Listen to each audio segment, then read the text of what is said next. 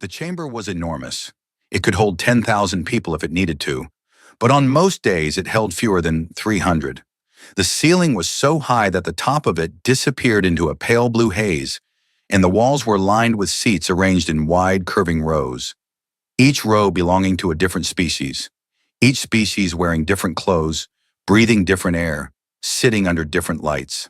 The Galactic Concord had been meeting in this chamber for over 2,000 years. It had settled wars. It had drawn borders.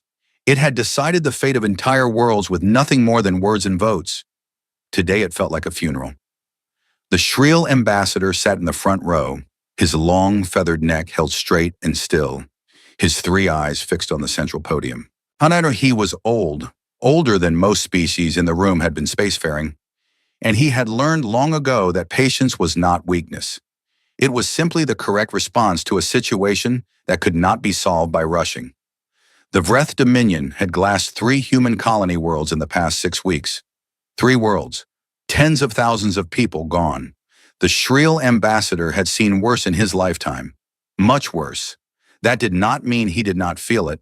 He simply did not let feeling get in the way of thinking. The Keth Sarai representative was already speaking.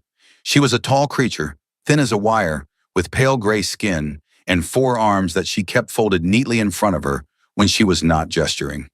She spoke in the measured, even tone that the Keth Sarai were known for, like someone reading numbers from a ledger. The Vreth Dominion commands 912 active warships, she said. Their weapons technology exceeds the current human military capacity by a factor of 3.7. Their defensive shielding has not been breached in recorded combat history. Their ultimatum is clear. They want the 7 border systems currently designated as human territory. If humanity complies, the attacks will stop. She paused and looked around the room. If humanity does not comply, the Dominion has stated its intention to continue until there are no human worlds left to destroy. Silence. The Vothan elder shifted in his seat. He was ancient, his kind measured age in centuries rather than years, and he looked every bit of it. His skin was the color of dry stone, and his eyes were deep-set and dark. When he spoke, his voice was slow and careful, like someone moving heavy things. This council has seen ultimatums before, he said. Some were real threats, some were words. But the Vreth Dominion has already demonstrated its willingness to act. 3 colonies, gone. They are not bluffing. Then what are you suggesting? Asked the representative from the Murth, a small, quick-moving species who always sat near the back and always asked the direct question that everyone else was dancing around. I am suggesting, the Vothan elder said, that humanity consider the terms. The room did not erupt. It was not that kind of room, but there was a shift, a change in the quality of the silence, like the air before a storm. Yael Morrow sat at the human delegation table and said nothing. Well, she was not what most species expected when they imagined a human ambassador. She was not young. She was not loud. She was a small woman with short gray hair and tired eyes, wearing a plain dark jacket with the Earth flag stitched onto the left shoulder. A blue circle with green shapes on it, simple as something a child might draw. She had been listening for nearly 2 hours without speaking. She had a glass of water in front of her that she had not touched. The Keth Sarai representative continued. We do not say this lightly, but the realistic analysis of the situation is this. Humanity cannot win a military engagement against the Vreth Dominion. Not with the forces currently available. The border systems, while valuable, are not worth... They are not border systems, Yael Morrow said. Her voice was not loud. It was not angry. When it was just clear, the way a cold morning is clear. The Keth Sarai representative stopped. They are homes, Yael Morrow said. People live there. People were born there. Children grew up there. You are describing them as if they are pieces on a table that can be moved around. They are not. They are places where people planted gardens and named streets and built schools. She looked at the Keth Sarai representative without blinking. So no, we will not be considering the terms. The Vothan elder leaned forward slightly. Director Morrow, we understand the emotional weight of what has happened, but the survival of your species must take priority over... The survival of our species, Yael Morrow said quietly, is exactly what we are talking about. She reached down and picked up a small device from the table. She looked at it for a moment, just a moment, And then she set it down again. When the first colony was attacked, she said, our government convened an emergency session. Not like this one. Faster. We did not spend 2 hours reviewing the Dominion's fleet numbers. We spent 2 hours deciding what to do about them. She looked around the room slowly. We have already responded. The Murrith representative leaned forward. What do you mean you have already responded? I mean that we sent a ship. The room was quiet in a different way now. One ship, the Keth Surai representative said. It was not quite a question. One ship, Yael Morrow confirmed. The Shriel ambassador's 3 eyes blinked in sequence. A sign, those who knew his species understood, of deep confusion. Director Morrow, the Vreth Dominion has 900 warships. Sending one vessel into their territory is not a military response. It is what we decided, Yael Morrow said simply. It is suicide, the Vothan elder said. Yael Morrow looked at him. Her expression did not change. She should be in their sensor range about now, she said. Far from the chamber, in the cold dark between star systems, a Vreth scout ship was doing what scout ships did. It sat still at the edge of Dominion space, running its sensors in slow sweeping arcs, watching for anything that did not belong. The crew of 7 had been on patrol for 11 days. Nothing had happened. Nothing ever happened out here. The nearest human colony was several light hours away, or it had been, before the Dominion fleet had reduced it to rock and ash. Well, the sensor officer was the first to see it. He stared at his screen for 3 full seconds before he said anything, because what he was seeing did not make sense. A single contact, moving fast, faster than anything the Vreth fleet could produce at that size. No identification signal, no communication, no request for passage or recognition. Just a shape on a screen, moving in a straight line, directly into Dominion space. Contact, he said. The captain crossed the floor in 4 quick steps and looked at the screen over the sensor officer's shoulder. What is it? The captain asked. Human configuration, the sensor officer said. Warship class. I've never seen this exact model before. He ran a quick comparison against the Dominion's records of human military vessels. The computer found partial matches, but nothing exact. It's new. How new? I don't know. We don't have records of it. The captain studied the contact for a long moment. Then he reached for the communications panel and opened a channel to the nearest Dominion Fleet command station. This is Scout Vessel 7, reporting contact. Single human warship, unknown classification, entering Dominion space at high speed. It is not responding to standard warnings. He paused. It is alone. He paused again, and when he spoke next, his voice had changed slightly. A small change, but the communications officer noticed it. It is not slowing down. Back in the Concord chamber, the silence had a different quality now. It was not the silence of people thinking. It was the silence of people who did not know what to think. The Shriel ambassador was very still. He was old enough to have a feel for moments, for the ones that seemed ordinary and turned out to be important, and for the ones that felt like nothing and were actually the turning point of everything. He had a feeling about this one. He looked at Yael Morrow. She was sitting with her hands flat on the table, looking straight ahead. She was not nervous. She was not performing calm. She was simply calm. The way someone is calm when they have already done the hard thing, and now they are just waiting for the rest of the world to catch up. One ship, the Shriel ambassador said again, not to challenge her, just to understand. One ship, she said. Why? The Vothan elder asked. Not in the tone of someone demanding an explanation, in the tone of someone who genuinely wanted to understand something they did not yet understand. Yael Morrow thought about the question.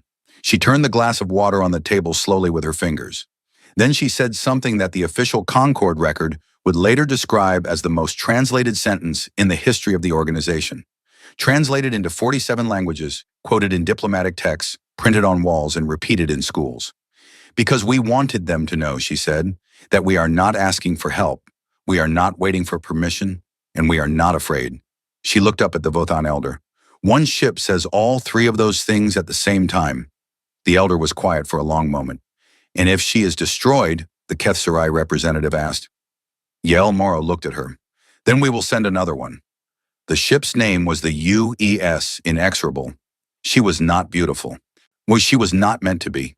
She was long and dark, built in angles rather than curves, with thick armor, plating layered in overlapping sheets like scales. Her weapon systems were not visible from the outside. They were fitted flush with the hull, retracted until needed, invisible at a distance. She looked at first glance like a heavy piece of industrial equipment, a tool built for hard work in hard places. She was that. She was also something more. She had been in development for 12 years, which was a short time by the standards of most spacefaring species, but a very long time by human standards. She had been built after the first border skirmishes with the Vreth Dominion, built not in response to a specific threat, but in response to a feeling. A feeling that the galaxy was not as safe as humanity's Concord membership made it seem. A feeling that being a small, young species in a very large and very old universe meant that sometimes no one was coming to help. She was built to go in alone. She was designed from the beginning with that in mind. Every system redundant, every section capable of operating independently, every crew member trained in 3 jobs instead of 1. Her reactor could sustain combat output for 90 hours without resupply.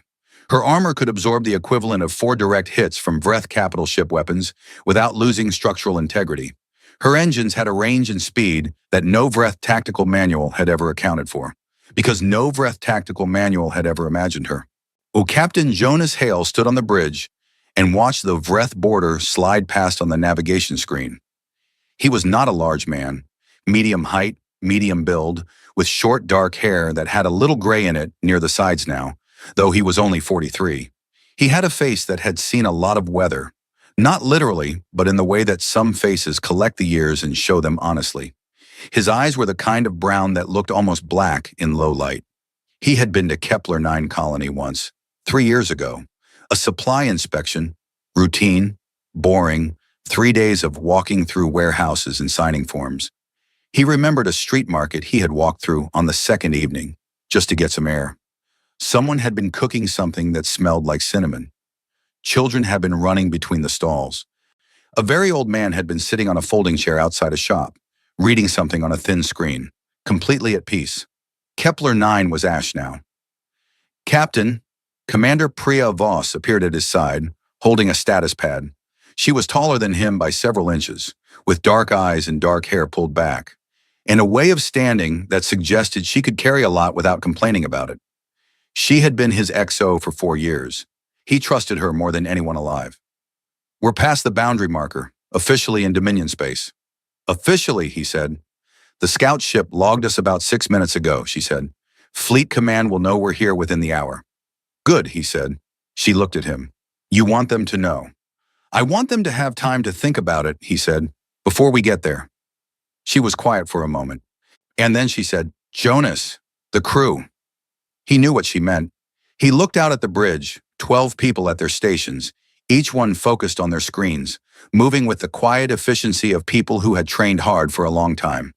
12 on the bridge, 300 more throughout the ship. 312 people who had said yes when he had asked them, individually, one by one, in his office, whether they understood what this mission was. None of them had said no. They know, he said. They do, she agreed. She looked at her pad for a moment. Then she reached across and touched the corner of her console, the corner where she had taped the photograph. It was a simple photo, printed on paper, which was unusual.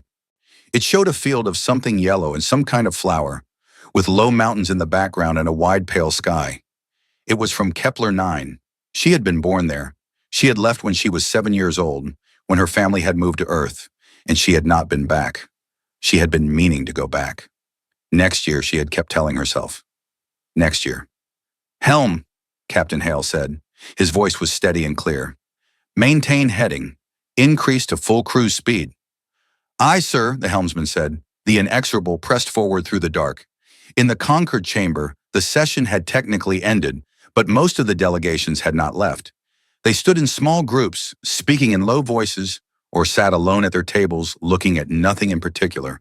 Oh, the shrill ambassador stood at the tall observation window that ran along the eastern wall of the chamber.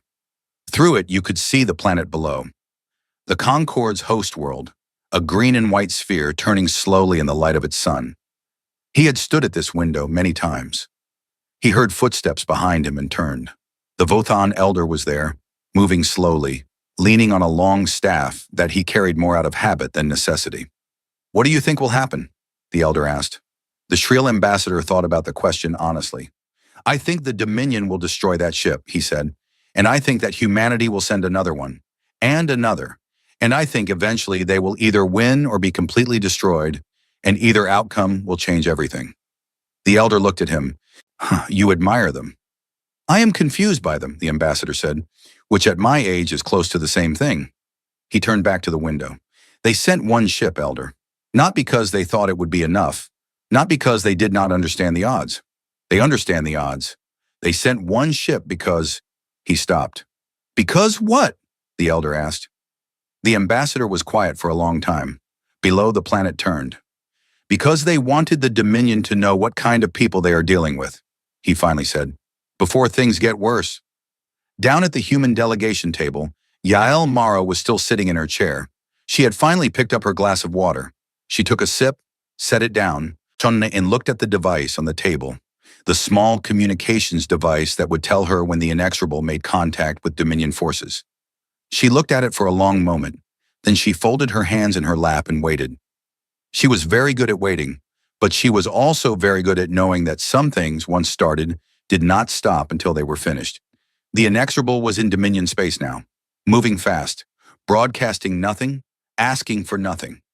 Somewhere out in the dark, a Vreth fleet commander was looking at a screen and trying to understand what he was seeing. He would understand soon enough. Yael Morrow picked up her glass again and finished the water. The first thing Vreth Admiral Kosvera did when he received the scout's report was read it twice. He was not a careless man. He had commanded fleets for 30 years, which in Vreth terms meant he had fought more battles than most of his officers had read about. He was methodical, careful, and experienced enough to know that the most dangerous thing any commander could do was assume. So he read the report twice, made sure he understood every word, and then called his senior staff together in the command center of the Vreth Dominion's Border Fleet flagship. The flagship was an enormous ship, nearly 2 kilometers long, with enough firepower to reduce a moon to rubble and enough armor to survive the attempt. It sat at the center of a formation of 40 warships, arranged in a tight defensive pattern near the edge of the Dominion's inner border. The formation had been put there as a precaution after the colony attacks, in case humanity tried something reckless. Admiral Kosvera now understood that humanity had, in fact, tried something reckless. "One ship," said his tactical officer, a young Vreth named Grethsoa, who had the look of someone trying to decide whether he was allowed to laugh. "They sent one ship." "I can read," the admiral said. "Sir, one ship against 40. I know what 40 is," the admiral said. His voice was flat. "I also know that we don't have classification records on this vessel. It's new. We don't know what it can do."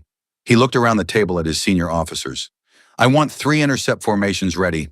I want weapons hot before they enter range. I want every scanner on full power, and I want every reading sent directly to me." He paused. "I do not want anyone making assumptions." His officers looked at each other.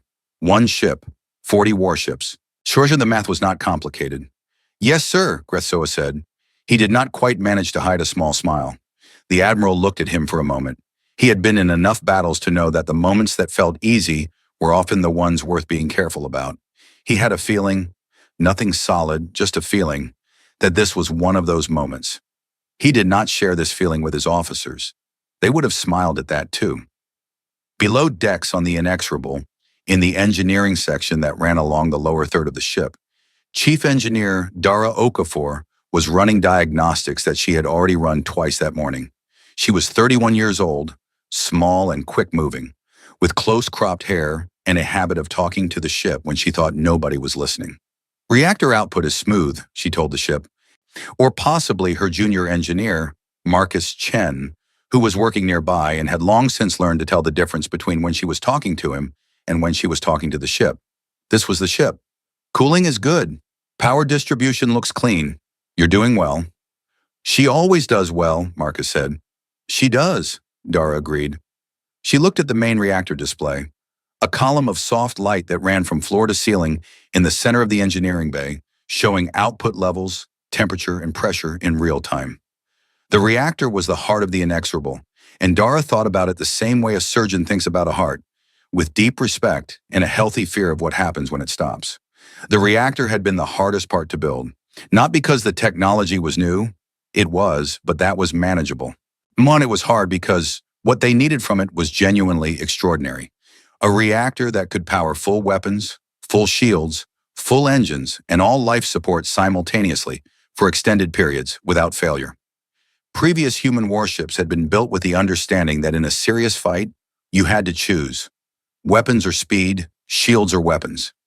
You could not have everything at once. The inexorable could. It had taken 3 years of engineering work to make that possible, and Dara had been part of the team for 2 of those years. She knew the reactor the way she knew her own hands. Every system, every tolerance, every quirk. She knew that the secondary coolant loop made a very faint clicking sound under high load that was completely normal and drove less experienced engineers crazy. She knew that the power distribution grid performed best when maintained at exactly 94% capacity rather than pushed to maximum. She knew all of this because she had spent 2 years learning it and 1 year living with it. She loved this ship. That was perhaps a strange thing for an engineer to feel, but she did not think it was strange. The Inexorable was the best thing humans had ever built, in her opinion.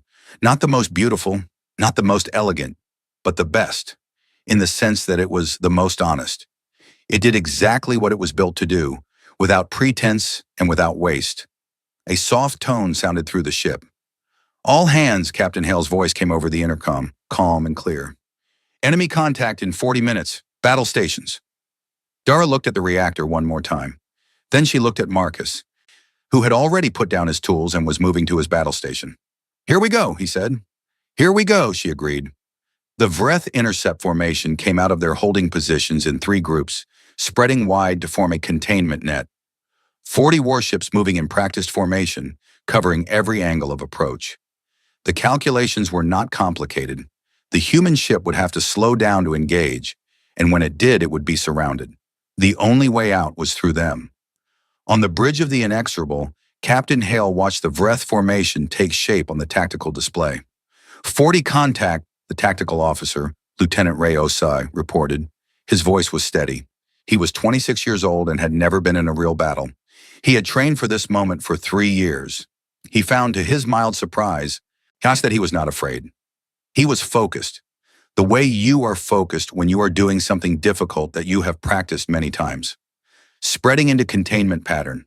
They're covering all angles. "Expected," Hale said. "They're targeting us," OC said. "Weapons are hot on all 40.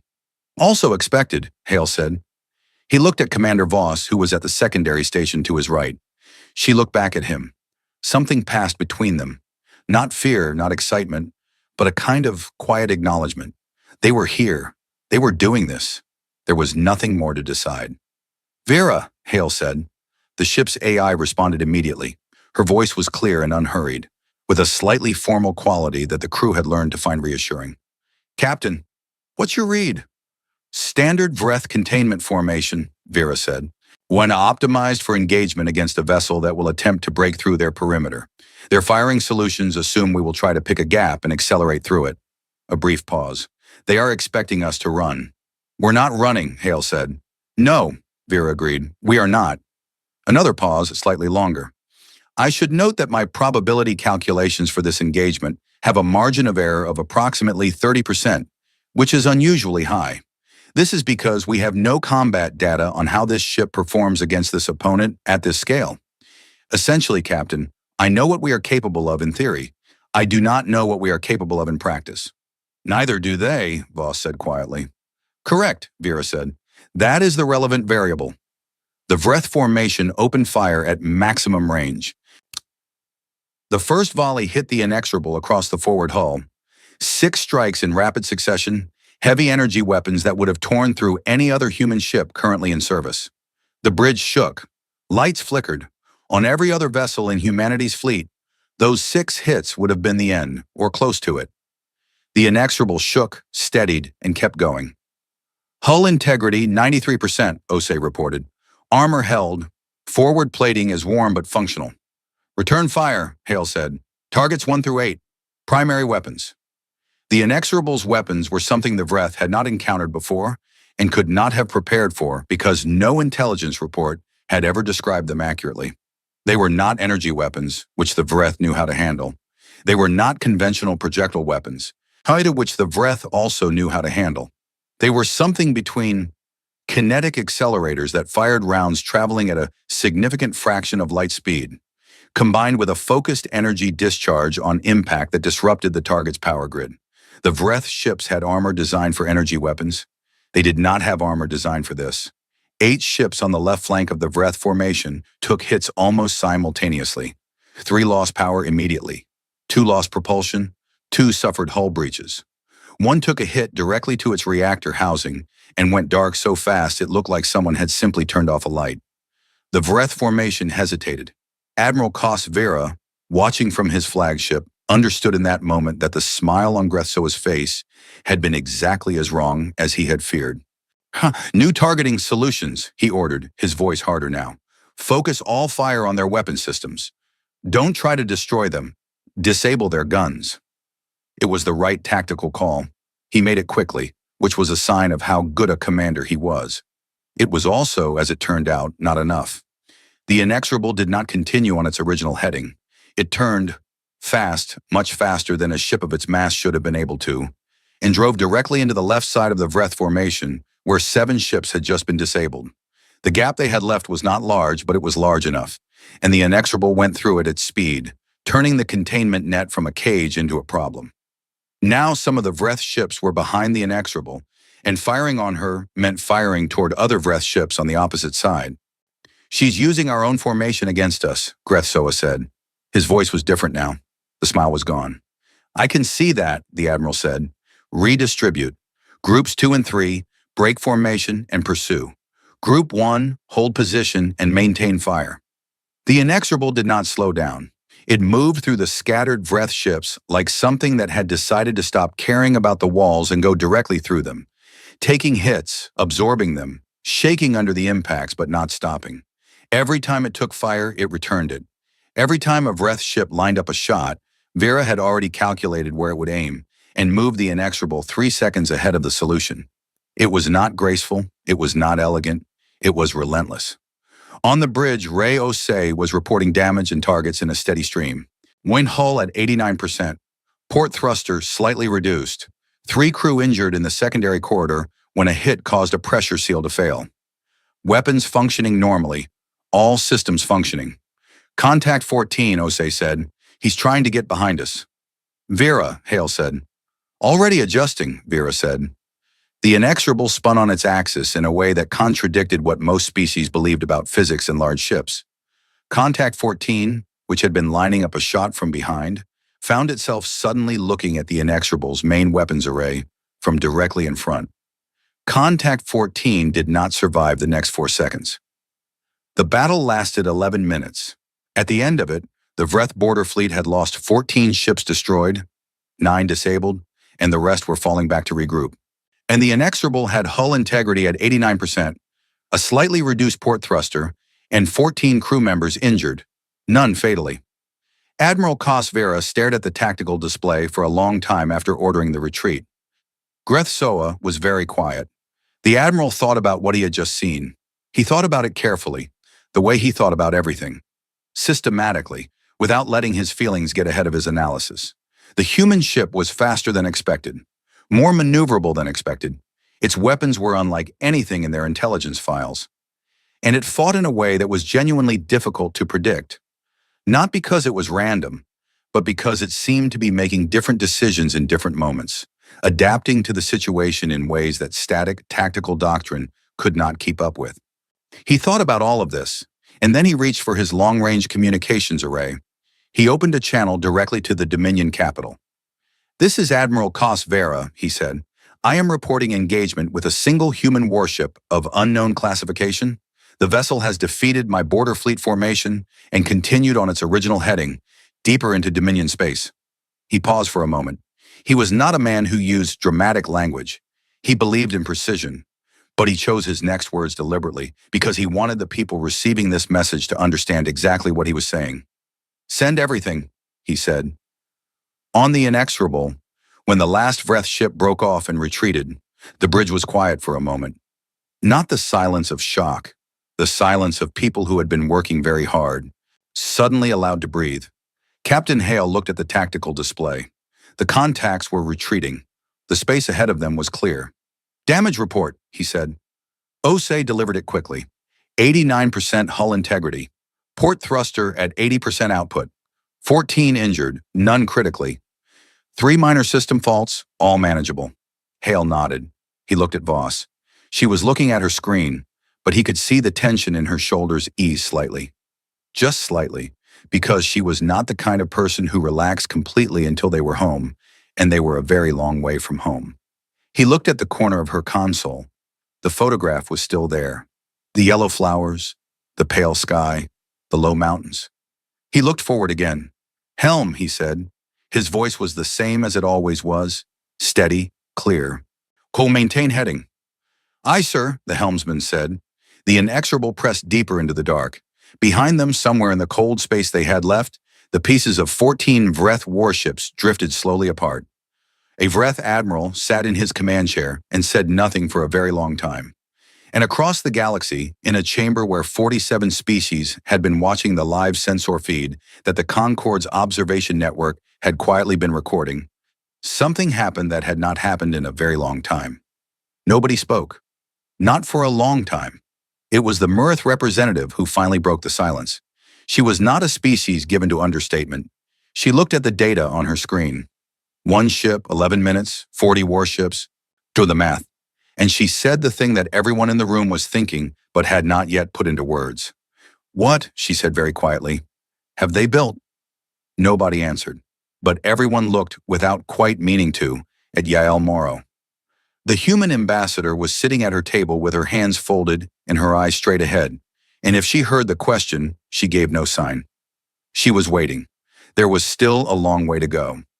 The Vreth Supreme Commander's name was Drath Vo, and he had not slept in 22 hours.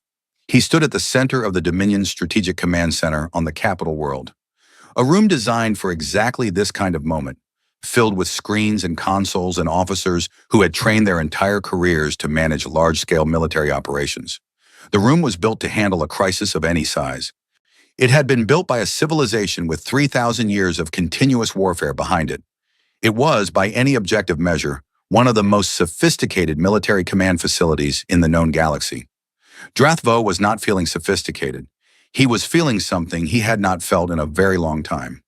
Something he had not felt, if he was being honest with himself, since he was a young officer watching his first major battle from a support vessel, and understanding, really understanding, that he could die. The feeling was not comfortable. It sat in his chest like something cold and hard, and no amount of experience or rank seemed to make it go away. He was feeling it because of a single ship. "Report," he said.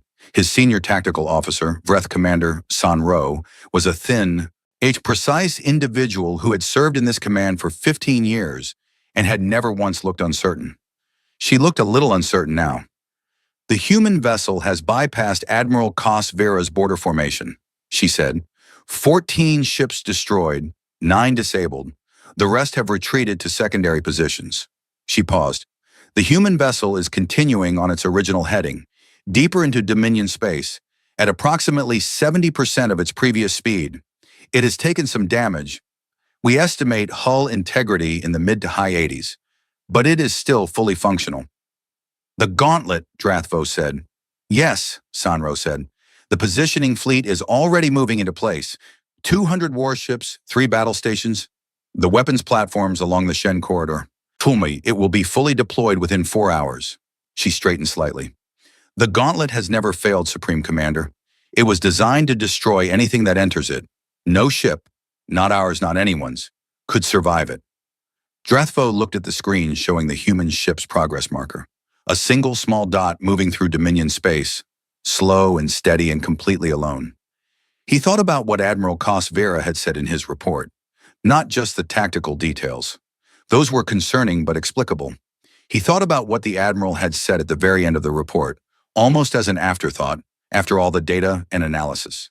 "I don't think it's afraid." Kos Vera was not a poetic man. He was not given to observations about the emotional state of enemy vessels. For him to include that sentence, that single sentence, in an official after-action report meant that it had stayed with him. that he had thought about it and decided it needed to be said. Drathvo had read that sentence 3 times. "Deploy the gauntlet," he said. His voice was steady. Whatever he was feeling was not in his voice. "Full deployment. Nothing held in reserve. I want that ship stopped in the Shen corridor." "Yes, Supreme Commander." He turned back to the screen. The small dot was still moving. "And Sanro," he said. "Sir." "I want every moment of this engagement recorded," he said. "Every sensor reading, every communication, everything." He looked at the dot. "Whether we win or lose, I want to know exactly what happened in that corridor." Sanro looked at him for a brief moment, long enough to understand that the Supreme Commander had included the second possibility not as a formality, but as a genuine contingency. "Yes, Supreme Commander," she said. "The crew of the Inexorable rested in shifts for the 12 hours before they reached the Shen corridor. Captain Hale had ordered it, not suggested, ordered. He had seen enough to know that tired people made mistakes, and mistakes in the next few hours would be the kind you did not come back from. So the crew slept in shifts, ate in shifts, and quietly prepared for what was coming. In the small galley on deck 3, a group of 6 crew members were sharing a meal at a table that was bolted to the floor, the way everything was bolted to everything on a warship. The cook, a man named Fen, had made something that resembled a stew in the way that a rough sketch resembles a painting. You could tell what it was trying to be. Nobody complained. Fen was an excellent gunner and a mediocre cook, and that was fine because the ship needed excellent gunners more than it needed excellent stew. "How many ships do you think they'll send?" asked one of the younger crew members, a systems monitor named Petra, who was 19 years old and had qualified for this posting by scoring higher on the Inexorable's systems assessment than any candidate in the program's history. "All of them," said Gunner Second Class Wei, without looking up from her bowl. She was in her 30s, compact and direct, with a way of saying things that suggested she had thought about them first. "If I were them, hey, I'd send all of them." "That's a lot of ships," Petra said. "Yes," Wei said. Petra thought about this. She was young enough that the reality of what they were doing was still something she had to think about carefully to fully grasp. She had understood it intellectually before they left. She was very intelligent, and she had read all the briefing materials twice. But there was a difference between understanding something and feeling the weight of it, and she was starting to feel the weight. "Are you scared?" she asked Wei. Wei finally looked up. She considered the question honestly, which Petra appreciated. "Yes," she said, "but I was scared on the qualification test too, and I passed that." Being scared just means you understand the stakes. It doesn't tell you anything about what you'll do. Fen stirred his stew. "My grandmother used to say that brave people are just scared people who win anyway." "Your grandmother sounds smart," Petra said. "She was terrifying," Fen said, without any regret. Somewhere above them, through the hull and the armor, and the cold between stars, the Shen corridor was waiting. The Shen corridor was a stretch of space between 2 dense asteroid fields, approximately 11 million kilometers long and 4 million kilometers wide. It was, in theory, open space, but the Vreth had spent 20 years turning it into something else. The 3 battle stations sat at the far end of the corridor, each one the size of a small moon, armed with weapons that could track and target objects moving at 4 times the speed the Inexorable was capable of. Along the walls of the corridor, the edges defined by the asteroid fields, the Vreth had installed weapons platforms, hundreds of them, fixed guns that created overlapping fields of fire across every possible path through the corridor. And the 200 warships were arranged in layered defensive formations, spread through the corridor at regular intervals, so that any ship trying to pass through would face wave after wave of concentrated fire. Nothing had ever survived the gauntlet. The Vreth had tested it twice against their own obsolete vessels to verify its effectiveness, and both times the result had been the same: total destruction in under 4 minutes. The Inexorable arrived at the entrance to the corridor and stopped. On the bridge, the Avira had been processing the sensor data for 6 minutes before the ship reached the stopping point. When she spoke, her voice was its usual measured tone, but there was something in the pace of her words, a slight increase in density, more information per sentence, that indicated she was working hard. 207 warships, she said, 3 battle stations, approximately 340 weapons platforms built into the corridor edges. The weapons platform density creates a fire coverage overlap of approximately 94% across the corridor width. There is no path through the corridor that avoids fire from at least 6 sources simultaneously. What's the path with the least simultaneous fire? Hale asked. The center, Vera said. Kidditch, but it puts us in optimal targeting range for the battle stations at the far end. So we go center, Hale said. That would maximize our exposure to the battle station weapons, Vera said. But it minimizes the angle problems for the warships, Voss said, understanding his thinking. If we go center, the Vreth ships on the sides have to fire across each other to hit us. Correct, Vera said. However, I must be clear. There is no path I can identify with a survival probability I would describe as comfortable. My best estimate for surviving the full corridor transit is... Don't tell me the number, Hale said. Vera paused. Captain? I know the number's bad, he said. Telling me won't change it. It'll just put a ceiling on what we think is possible. He looked at the tactical display. The corridor ahead, under the lights of 340 weapons platforms, like a field of cold stars. Vera, when we go in, I want you in full reactive mode. Don't follow a predetermined path. Read the situation in real time and give me the best options as they develop. Treat every second as a new problem. Understood, Vera said. There was a pause. Captain, I want to note, that approach will produce outcomes that are genuinely difficult to predict in advance, including for me. Good, Hale said, because it'll be difficult for them to predict too. He looked at Voss. All crew to battle stations, he said. Full power to everything. Let's go. The Inexorable entered the Shen corridor at full speed. The first wave of weapons platforms opened fire immediately. A wall of light and energy converging from both sides of the corridor. Vera had calculated the timing of the platform's targeting cycles down to fractions of a second, and she moved the Inexorable through the gaps in that timing the way water moves through cracks in stone. Not by being small, but by being perfectly placed at the exact right moment. 3 hits. Hull integrity dropped to 83%. The bridge shook hard enough that Ray Osei had to grab his console with both hands to stay in his seat. Weapons platforms on the starboard edge. Sectors 4 through 7, Hale said. Focus fire. The Inexorable's guns turned on the platform clusters and began systematic destruction. Not the whole wall. That would take too long. Specific clusters, creating gaps in the overlapping fire coverage, creating paths. In the first warship formation came in from the left, 20 ships in a spread formation, filling the corridor with fire. Vera turned the Inexorable hard, driving it toward the right wall of the corridor, close enough to the asteroid field that 3 crew members in the starboard observation bay briefly looked out at rock passing close enough to touch. The warship's fire went wide of where the Inexorable had been. Their adjusted targeting solutions chased a ship that was no longer there.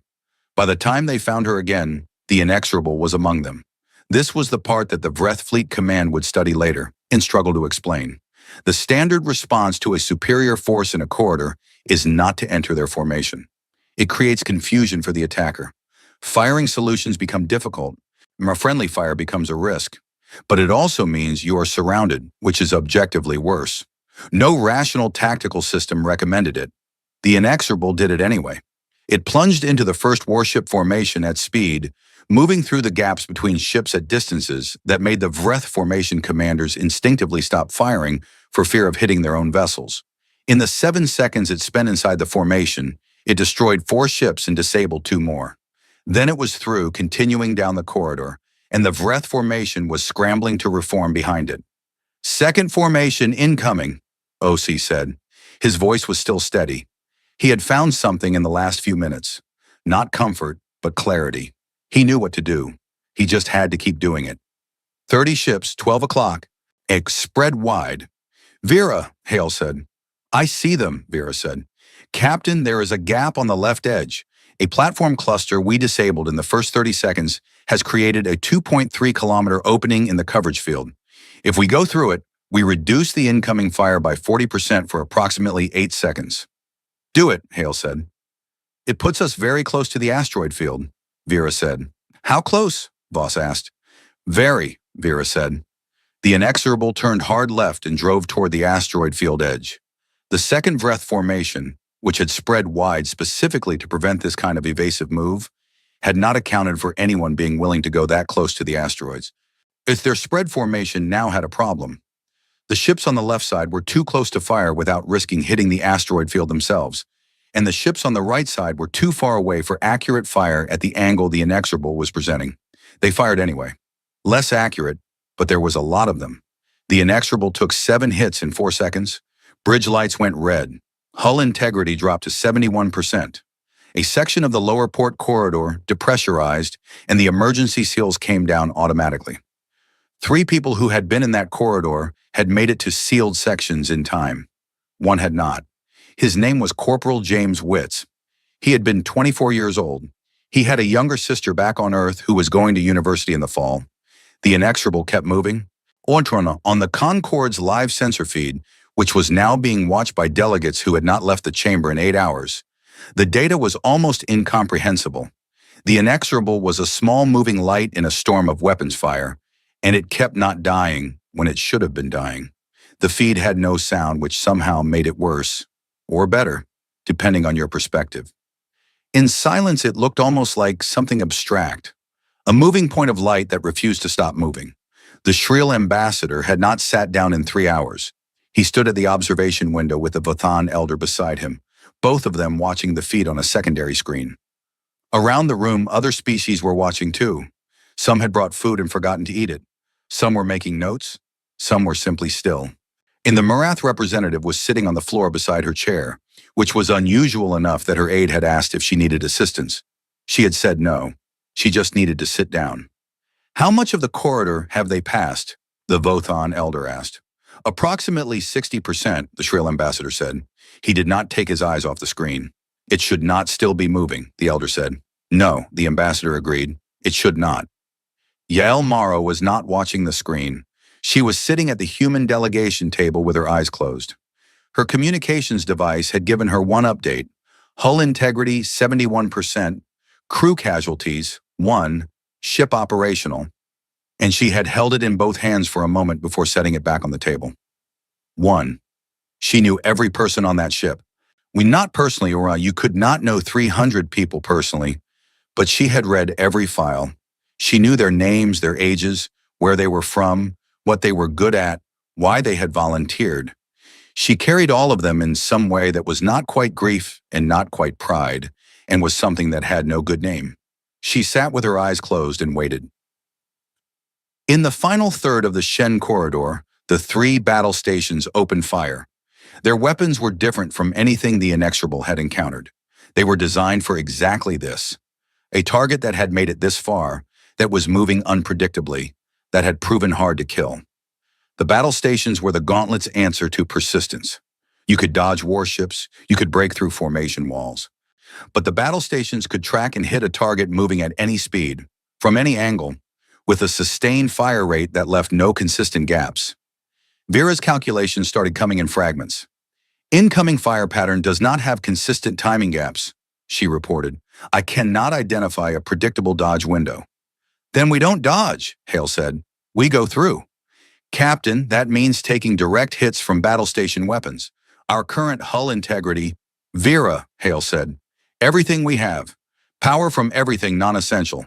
Shields at maximum. All weapons on the battle stations. That will leave us with reduced life support on decks 4 through 7, Vera said. "Move everyone off decks 4 through 7, Hale said. "Do it now." Voss was already relaying the orders. Down the lower decks evacuated in less than 2 minutes. People moving through corridors with purpose. No panic, just movement. Dara Okafor came up from engineering and looked at the power readings and felt the reactor surging and thought, with genuine love, "You beautiful thing, give everything you've got." The Inexorable drove directly at the battle stations. It took 3 direct hits from battle station weapons in 40 seconds. The first hit dropped hull integrity to 61%. The second hit opened a hole in the outer armor on the starboard side large enough to park a transport vessel. The third hit knocked out the port thruster entirely, but the Inexorable's weapons were firing the whole time. Not at the warships around it, at the battle stations themselves. Concentrated fire, everything it had. It aimed at the weakest point Vera had identified in each station's structure. The battle stations were enormous. They were armored. They were not indestructible. The first battle station's reactor housing collapsed under sustained fire at 2 minutes and 30 seconds, producing an explosion visible for millions of kilometers. The second went at 4 minutes at 12 seconds. The third, which had shifted its fire to try to compensate for the loss of its partners, took a direct hit to its targeting array and went blind. It continued firing, but at nothing. Broad, panicked sweeps of energy weapons that hit nothing but empty space. The inexorable came out the far end of the Shen corridor. It was not beautiful. The starboard armor was open to space in 2 places. The port thruster was gone. Hull integrity was 58%. 22 crew members were injured. 3 more had been lost when the starboard breach had sealed a section before they could reach safety. But she was moving. She came out of the gauntlet and she kept going, trailing atmosphere from 2 decks, her hull scored and darkened and torn in places, and she was still moving. On the bridge, nobody spoke for a long moment. Then Ray Osei, in a voice that was not quite steady anymore, said, "We're through." Captain Hale looked at the screen. The corridor behind them, the wreckage, the 2 destroyed battle stations and the blinded third, the Vreth warships that had stopped pursuing, not because they had given up, but because they had run out of corridor. He looked at the photograph on Voss's console, the yellow flowers. "How far to the capital?" he asked. Osei checked.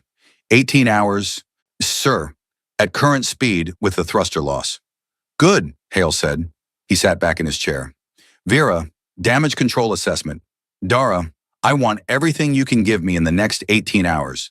Let's use the time." "Understood, Captain." Dara's voice came back over the intercom. She sounded tired. She also sounded like she was already working. 18 hours to the Vreth capital, 58% hull, 1 thruster down, 4 people dead. Jonas Hale looked straight ahead at the dark, and he pointed forward. The inexorable moved. The Vreth capital world was called Vreth Sora, which in the oldest form of their language meant something close to the first stone. It was not actually made of stone. It was a living world, green and gray and enormous. One with cities that had been building on top of each other for so long that some parts of the oldest districts had not seen natural sunlight in 400 years. It had a population of 9 billion. It had been the seat of dominion power since before humanity had discovered fire. It had never in all of that time been threatened. The Vreth Dominion's home defense fleet was the largest fleet they had. 160 warships arranged in 7 layers of overlapping coverage, positioned to intercept threats from any direction. Behind the fleet were orbital defense platforms, 40 of them, each one armed with weapons powerful enough to crack the crust of a moon.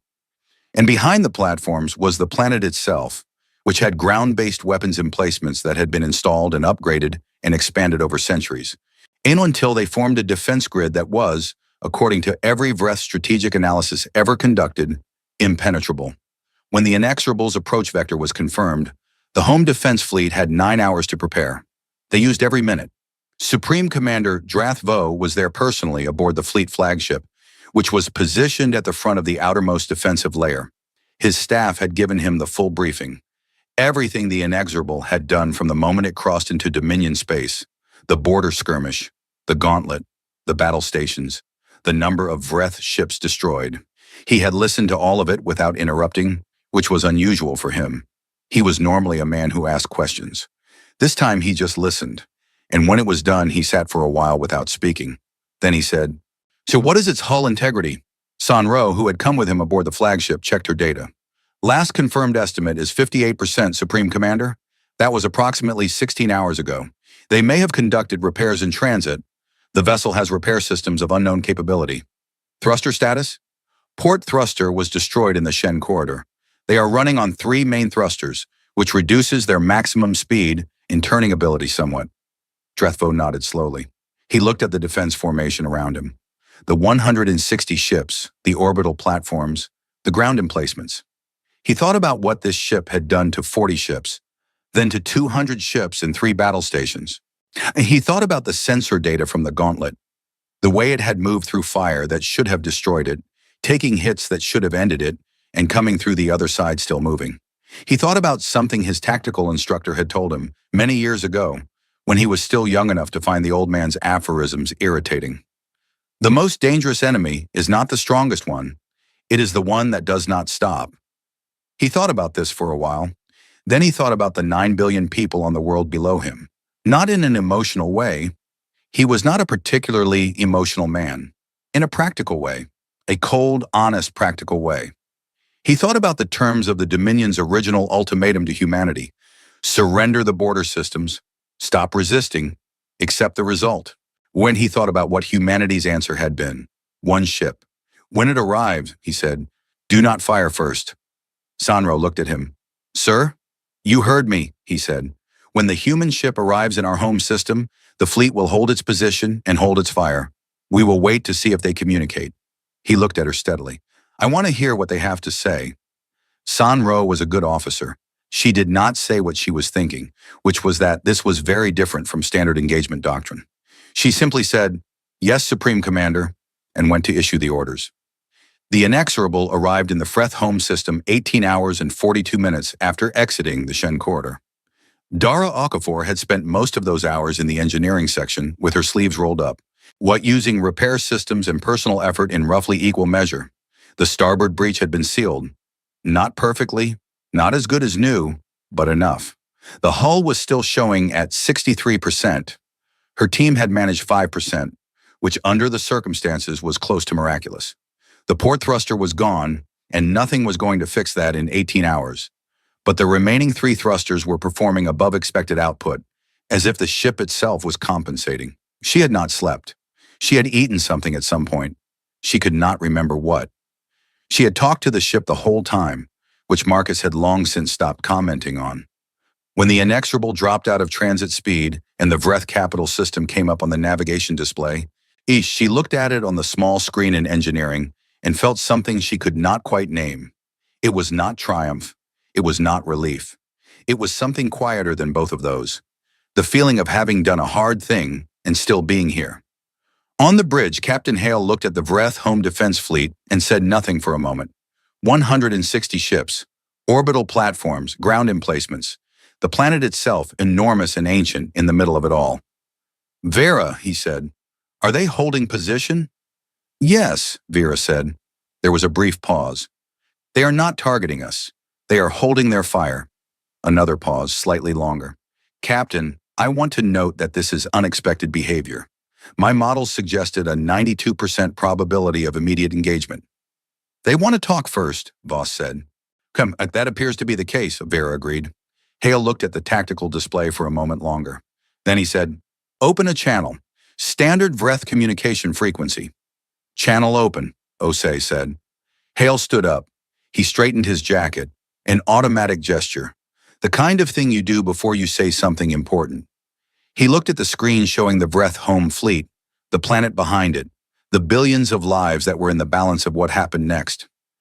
He thought about Kepler 9. He thought about the other 2 colonies.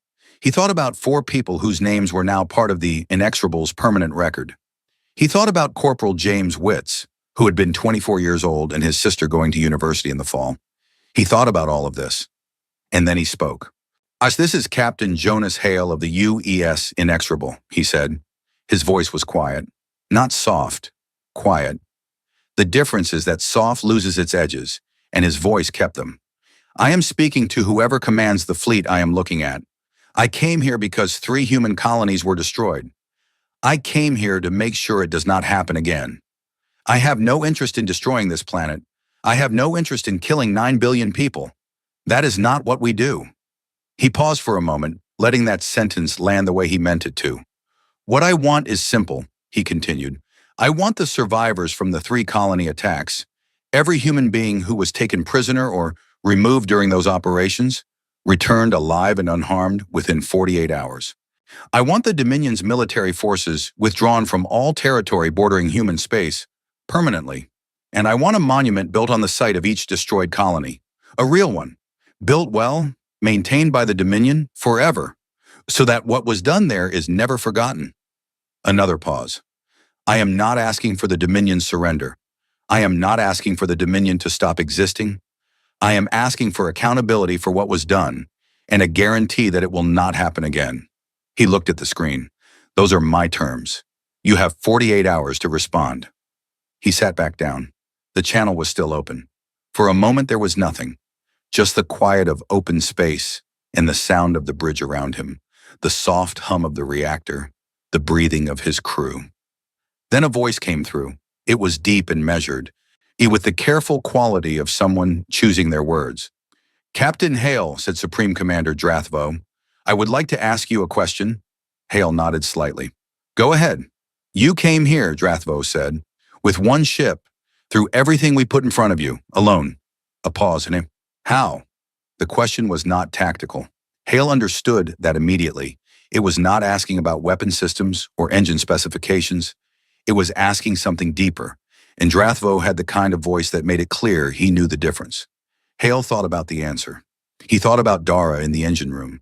He thought about Petra asking Way if she was scared. He thought about Fenn's grandmother and Ray Osi staying steady at his station through a corridor full of fire. He thought about Voss in the photograph. Hey, because it only takes one, he said. If you know the reason for what you're doing, and you believe in it, one ship is enough. One person is enough. He looked at the screen showing the planet. You attacked our homes, not our fleet, not our military installations. Our homes, where people lived, where children went to school. His voice was still quiet, still without anger in it. Not because there was no anger, but because the anger had long since become something else, something harder and more lasting. We don't need a fleet for that. We just need to be sure we will not stop, and we will not stop. The channel was quiet again. When Drathvo spoke, his voice was slightly different. Not weaker, older somehow. Like someone who had just put down something heavy and was letting themselves feel the weight of having carried it. Yet your terms, he said. Will you put them in formal diplomatic record? Yes, Hale said. Then I will review them, the Supreme Commander said. 48 hours. The channel closed. In the Concord chamber, the room had been silent for a long time. The live audio of Hale's transmission had been playing on the chamber's main speakers for the last 4 minutes, and when it ended, nobody moved right away. The shrill ambassador was standing very still. The Vothan elder had his eyes closed. Several delegations were looking at each other across their tables, in the specific way that people look at each other when they have just witnessed something they are not sure they understand. The Keth Surai representative, who had 6 days ago, stood at this podium and explained with perfect calm that humanity needed to consider the Dominion's terms, was looking at a screen showing the replay of Captain Hale's terms, her forearms folded tightly in front of her. Her expression was unreadable to most species, but those who knew her kind well enough recognized it. She was reevaluating something, probably many things. The Murith representative was standing up, which was unusual for her. She was a small species, and she stood up when she felt strongly about something. He asked for a monument, she said, not to anyone in particular. Not reparations, not power, not territory, a monument. She looked around the room, so they would not be forgotten. Nobody responded. The shrill ambassador walked slowly across the room and sat down at his delegation table. Well, he picked up a formal protocol pad, a device used for initiating official Concord motions, and looked at it for a moment. Then he began entering something. His aide leaned over. Ambassador, what motion are you filing? I am withdrawing the provisional membership classification for humanity, he said. He did not look up from the pad. It should have been done a long time ago. His aide looked at the screen showing the inexorable in Vreth home orbit. Battered, one thruster gone, hull dark, and scored in places, still there. What classification will you propose instead? The ambassador finished the entry. Full member, with a formal commendation. He looked at the screen. What they have done in the last 8 days, he said quietly, is what this Concord was supposed to stand for. We debated while they acted. Why we calculated while they decided. The least we can do is acknowledge that. He submitted the motion. On the screen, the inexorable held its position in Vreth home orbit, steady and still, waiting. Across the Concord's observation network, on worlds that had been watching the live feeds, something was happening that was harder to quantify than fleet numbers or hull integrity percentages. Species that had been watching a damaged human warship hold an empire to account were talking. Not in official diplomatic channels, in the ordinary channels, the ones where people actually say what they think. On the shrill homeworld, a young academic was writing something about what the concept of sufficient force actually meant when applied to a species that refused to define sufficiency in the conventional way. On the Mirath homeworld, a debate was happening in public forums about whether the Concord's response to the colony attacks had been a failure of procedure or a failure of will. And the answers were uncomfortable for a lot of people. On at least a dozen worlds, children were asking their parents questions about the ship that had gone through the gauntlet. On the Keth Sarai homeworld, someone had already run the numbers. All of the numbers, every engagement, every damage figure, every tactical decision, and published a formal analysis. The conclusion section was short. It said in the precise language of Keth Sarai academic work, the relevant variable was not technological superiority, tactical innovation, or weapons capability, though all three were present. The relevant variable was the complete absence of any self-preservation limit on the crew's willingness to continue. This cannot be reverse engineered. It is a cultural property. The paper was shared across the Concorde's academic networks within hours. The phrase complete absence of any self-preservation limit was translated into 47 languages and argued about for years. On the inexorable, 40 hours into the waiting period, Captain Hale was sitting alone in his small office with a cup of cold coffee and the door closed. He was not doing anything in particular. He was sitting, which was something he rarely let himself do. Just sit without reading reports or reviewing plans or thinking about the next problem. He was very tired in a way that went deeper than sleep could fix easily, with a kind of tired that accumulates over days of being responsible for 300 lives in a very dangerous place. There was a knock at the door. "Come in," he said. Voss opened the door and leaned against the frame. She had a cup of coffee too. Hers was hot, which meant she had just made it, which meant she had not been trying to sleep either. "They're going to accept," she said.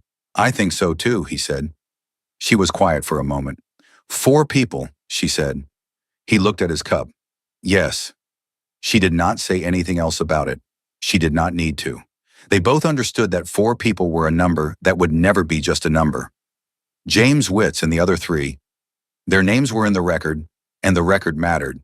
Because one of the things that Hale believed completely was that the gap between remembering and forgetting was the difference between civilizations worth being part of and ones that were not. "The crew is good," Voss said after a while. "Better than good. I've been walking the decks. They're tired, they're a bit banged up, but they're good. Jonas, they're really good." He smiled in a small one, but genuine. "I know," she pushed off from the doorframe. "Get some sleep," she said. 2 hours at least. Vera will alert us if anything changes." "Yes, Commander," he said. She snorted softly at the use of her title and left. He sat with his cold coffee for a while longer. Through the wall, he could feel the faint hum of the reactor. Dara's reactor, the one she talked to, and the quiet pulse of the ship around him. Moving gently in the gravity of the Freth homeworld. Waiting. Below them, 9 billion people were alive because 48 hours ago, a man from Earth had looked at a planet full of people who had ordered the destruction of his kind's homes and decided that the answer was not more destruction. He hoped they understood that. He hoped they would remember it. He finished the cold coffee, set down the cup, and slept. The Vreth Dominion accepted the terms. Supreme Commander Drath Vo sent the formal response through official diplomatic channels 36 hours into the waiting period, 12 hours before the deadline. The message was brief and precise and carried his personal authorization code, which meant it was not a preliminary communication or a negotiating opener. It was the final word. The survivors from the 3 colony attacks, 412 people who had been held in Dominion facilities under conditions that the eventual investigation would describe as harsh but non-lethal, were returned within 20 hours of the formal acceptance.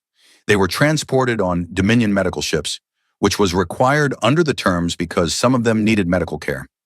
They arrived at the nearest neutral station on the Concorde's border in 3 groups, confused and exhausted and, in many cases, unable to fully believe that they were going home. The military withdrawal from human border space began the same day the survivors were released. The Dominion pulled its ships back from the 7 systems in an orderly, phased movement that was completed over 2 weeks. There were no incidents during the withdrawal. No last-minute complications. No attempts to renegotiate or delay.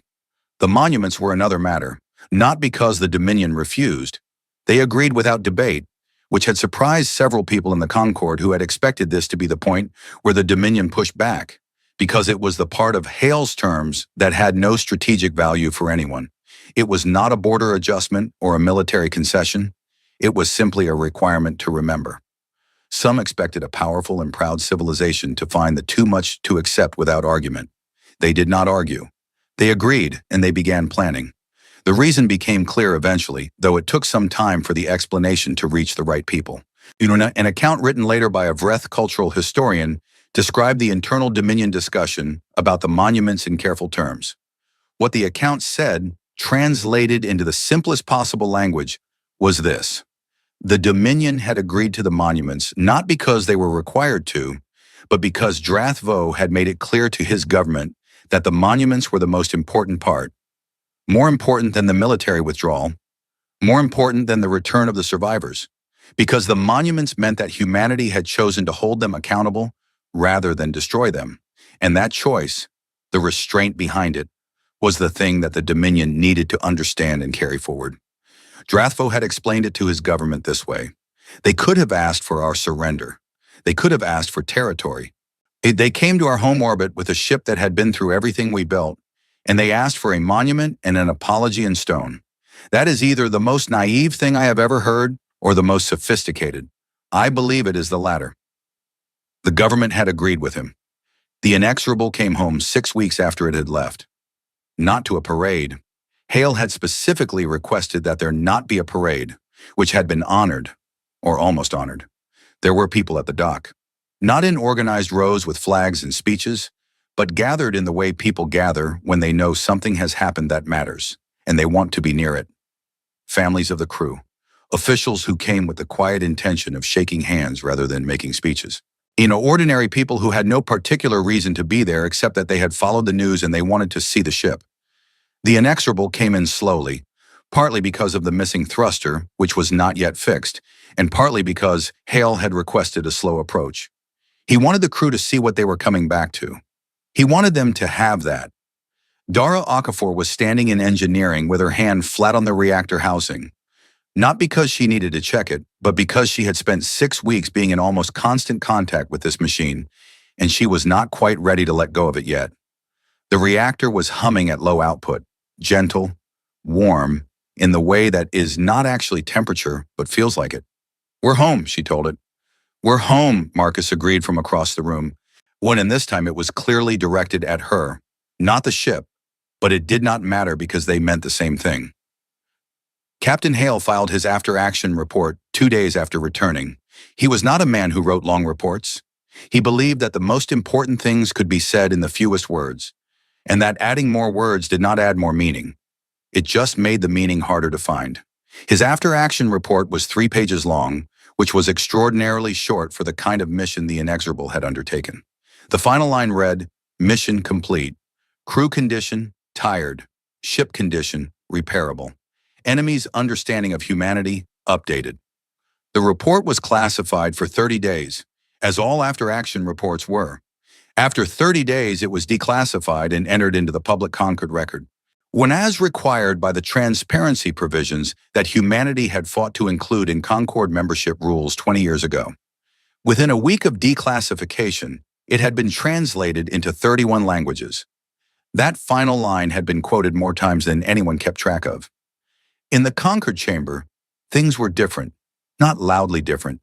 The chamber was the same room it had always been, the same ceiling disappearing into pale blue haze, the same curved rows, the same 47 delegations in their various seats under their various lights. But the way things moved inside the room had changed. The way people talked to each other had changed. The way they talked about humanity had changed. When the Shrill ambassador's motion to reclassify humanity as a full member with a formal commendation passed by a vote of 39-6, with 2 abstentions.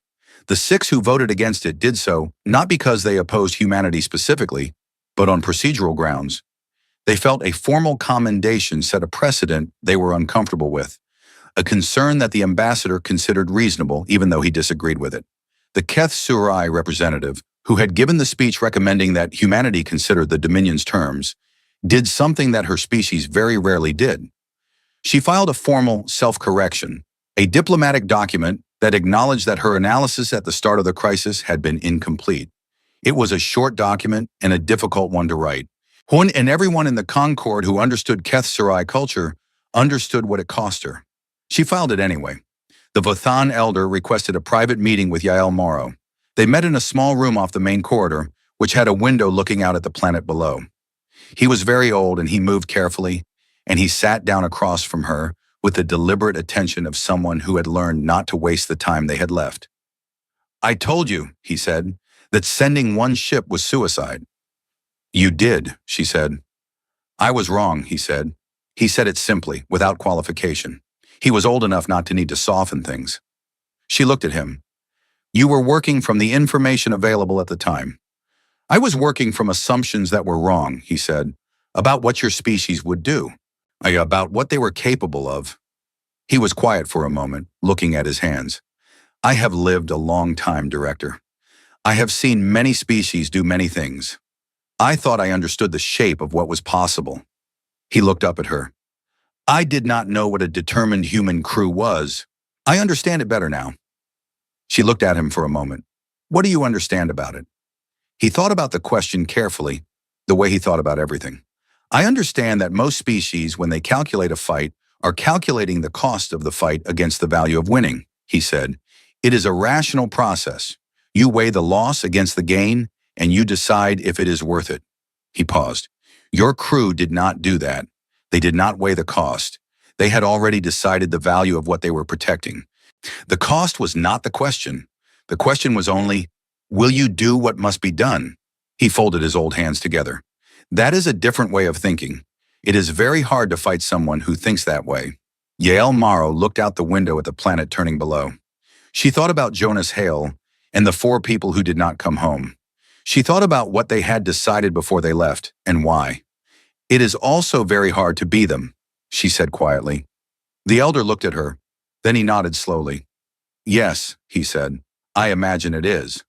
The monuments were built over the following year. The first to be completed was on the site of Kepler 9. The Vreth construction team arrived 2 months after the formal agreement, with materials and architects and equipment, and they built something that took 6 months to finish. It was tall, taller than required, because the lead engineer had made a decision early on that the size of the monument should reflect the size of what had been lost. And what had been lost was an entire world of people's lives. The monument was made from local stone, what remained of Kepler 9's surface, shaped into a form that was simple enough to understand and complex enough to mean something. At the base, in both Vreth script and human script, was an inscription. Not an apology, something more honest than that. A statement of fact, in plain language, about what had happened here, and what it had cost, and who had been here before the Dominion ships came. The lead engineer on the construction project was a young Vreth named Sel Marath. He was 27 years old and had never left the Dominion before this assignment. And he had taken the posting because it was work and he needed work, not because he felt anything particular about it at the start. He was an engineer. He built things. This was a thing to build. It did not stay simple for long. Working in the ash and the rock of what had once been a living colony, Sel Marath began to understand, in the physical way that working in a place teaches you things, what had actually happened here. He picked up pieces of things, a broken tool, a fragment of a building that had been someone's wall, a ceramic cup that had somehow survived mostly intact, its handle still attached, sitting upright in the ash as if someone had just set it down. He held the cup in his hands for a long time. He thought about the person who had drunk from it last. He thought about the human ship that had crossed the Dominion alone. Yes, he thought about the captain who had come to their home orbit and asked for a monument instead of blood. He thought about that for a long time. 3 months into construction, he sent a message to his project supervisor asking whether the monument could be made larger than the specifications required. The supervisor checked the terms of the agreement, which specified a minimum size but no maximum. It could be made larger. Sel Marath redesigned the upper section. He added a second tier. He added more surface area for inscription. He did not add more words. The inscription stayed exactly as written, but he added space. Room for the stone to breathe, room for the names. He had asked, through official channels, if there was a record of the names of the people who had lived in Kepler 9 colony. There was. It came back as a list of over 40,000 names, which was longer than he had expected, and he sat with it for a full day before deciding what to do. He put every name on the monument, all 40,000, carved into the upper tier in small but clear lettering, in the order they had been in the registry. Not alphabetical, not by family, not by status, but in the order they had registered as residents, the order they had arrived, the order they had come to make a place their home. It took 2 additional months of work. He stayed past his original contract end date to finish it. He did not ask for additional pay. On the day the monument was completed, he stood at the base of it in the quiet of a world that no longer had anyone to make noise, and he looked up at the names carved into the stone above him. 40,000 names. 40,000 people who had planted gardens and named streets and built schools, as someone had once said in a speech he had later read, and who were gone now because of a decision made by people in rooms far from here. He found the cup, the ceramic one, the one with the handle still attached, in his jacket pocket. He had been carrying it for months. He set it down at the base of the monument, carefully, upright, the way it had been when he found it. He stood there for a while. When he left, he walked slowly, and he looked back once before he was too far away to see it clearly. Time passed. The Vreth Dominion did not attack human space again. Not because they could not. They rebuilt their fleet over the following decade, as nations do, and they remained a powerful force in their region of the galaxy. But something had changed in the calculation. Not in their weapons or their ships, in their understanding of what would happen if they tried. The Concord changed too, slowly and imperfectly in the way that large things change. The debate about whether collective security had failed during the colony crisis ran for years in academic and diplomatic circles, producing a great deal of writing that reached a variety of conclusions. The most cited conclusion, from the most widely read paper on the subject, was simple. The Concord failed to act because it calculated the cost of action. Humanity did not calculate. It decided. The distinction matters. Humanity did not become perfect. No species did. In the years that followed, there were disputes and arguments and moments where the Concord's patience with human stubbornness was tested. Oh, humans were not always right. They were not always wise. They were loud and emotional and sometimes very difficult to deal with in a diplomatic setting because they had a habit of caring very strongly about things and making that caring loudly known. But nobody glassed a human colony again. The Inexorable was repaired over 6 months. The starboard armor was rebuilt from the original design, improved based on what the battle data had shown about how the damage had been sustained. The port thruster was replaced with a new model. The 2 deck sections that had been sealed and evacuated were rebuilt from scratch. At the end of 6 months, she was better than she had started, which was the intention. Hale was offered a promotion. He turned it down. He stayed as captain of the Inexorable. He did not explain at length why, but when asked, he said that he liked the ship, which was true, and that he thought it was important for the ship to have a captain who understood her, which was also true, and that he was not done yet, which was the truest thing of all. Voss kept the photograph on her console.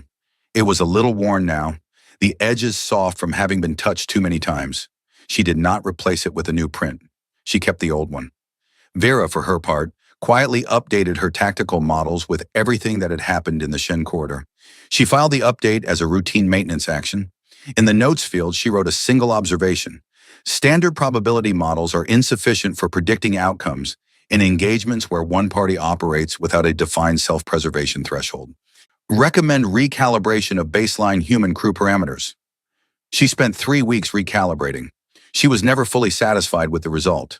In the Concord's official record, there was an axiom entered in the diplomatic protocol section 2 years after the crisis in the category of informally adopted practices. It had not been proposed through official motion. It had not been debated in the chamber. It had simply appeared, as things sometimes appear when enough people understand them, in the quiet language of things everyone already knows. It was written in 47 languages, which was the full membership of the Concord at that time, and it meant the same thing in all of them, though the exact words were different. In the human translation, it read, "Do not destroy a human world, not because they will send a fleet.